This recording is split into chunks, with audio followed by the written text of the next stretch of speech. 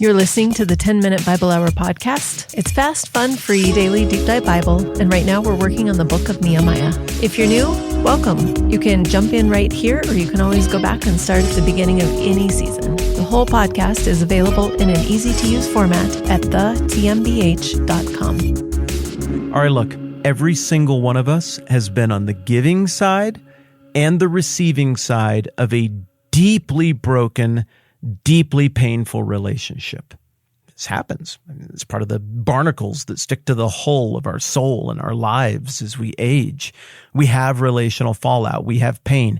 Even wonderful people, far better, more moral, more enlightened, more intelligent people than me, even you all who are just great at everything and emotionally mature, even you have relationships that break over the course of your life. It happens to all of us.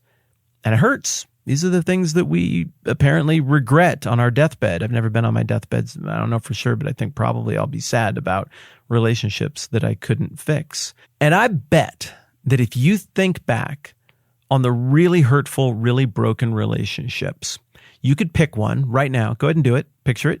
Got it?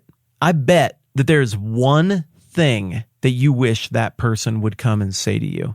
And if they said it, then you would have reconciliation. You would agree on what the whole backstory is, the things you fought about and disagreed about, the lies.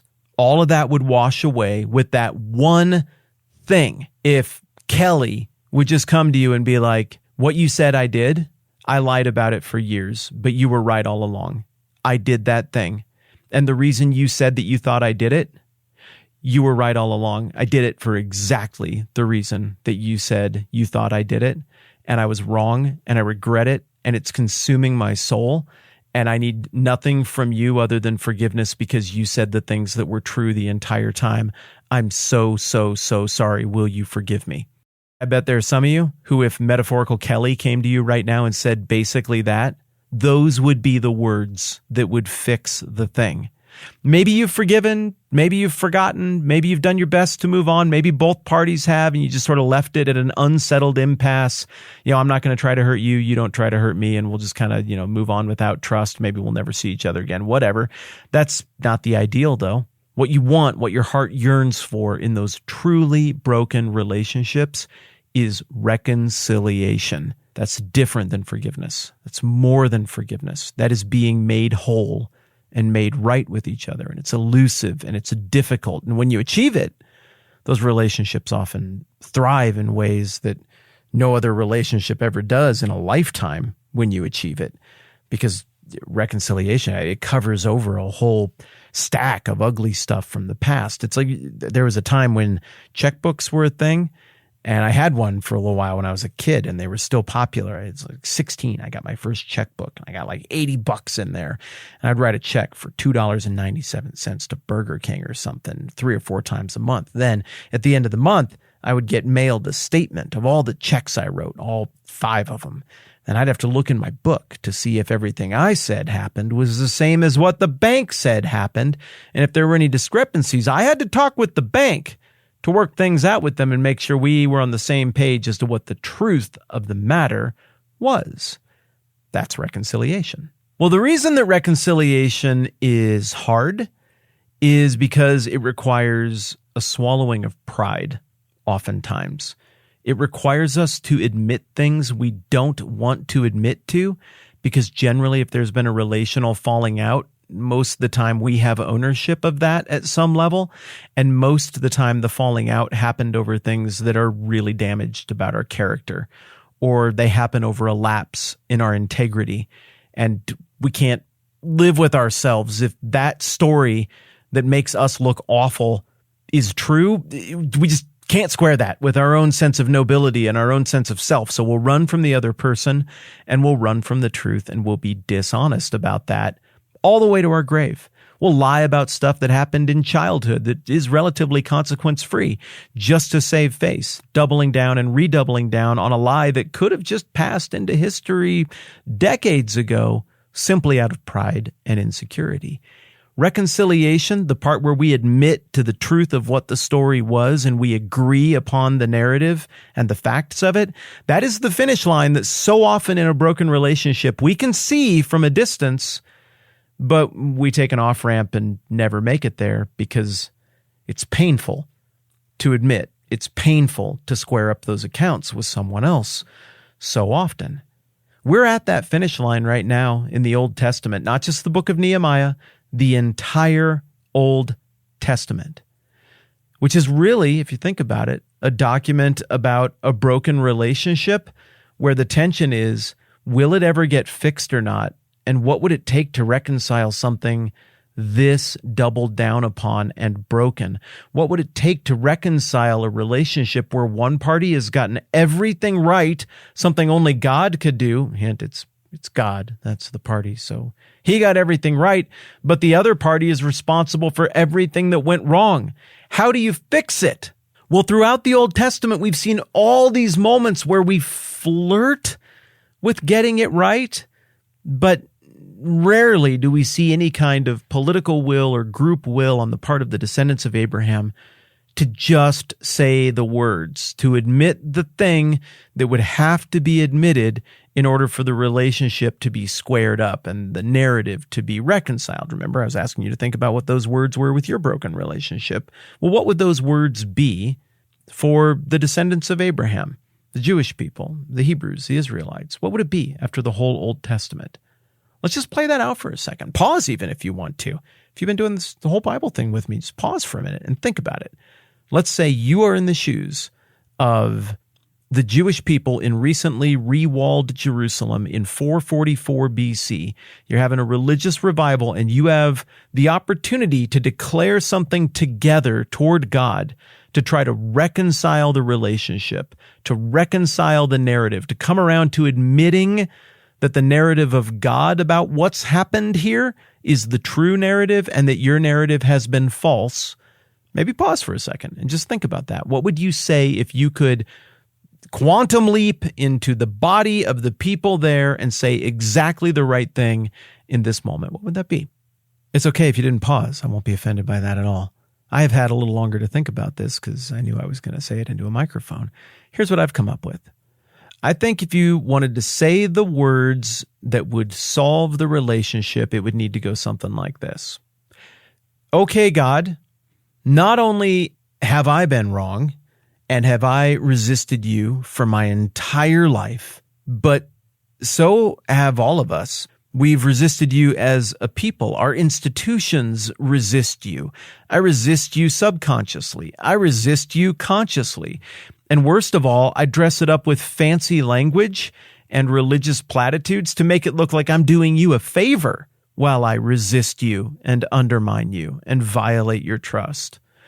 My entire story, a story that goes back for a couple thousand years, is a story of stubbornness and resistance to you. I am no different than the people who came before me. I'm made of the same stuff. I have the same problems as them. And I have tried to spin dishonest, carefully framed and crafted narratives to make me look good and maybe even make you look a little bit bad, like you might actually be the problem here with your difficult expectations and your standards of holiness.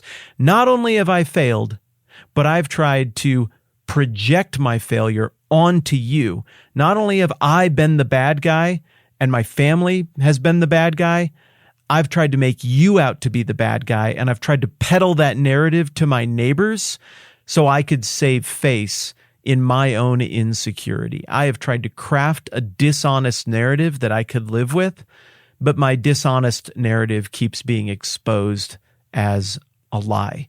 The only thing that has been true and steady in this whole saga of events that has transpired over the last 2,000 years with my people is you, God. You have been steady. You have been consistent. You have acted exactly the way you said you would. You have done all the things that you said you would do.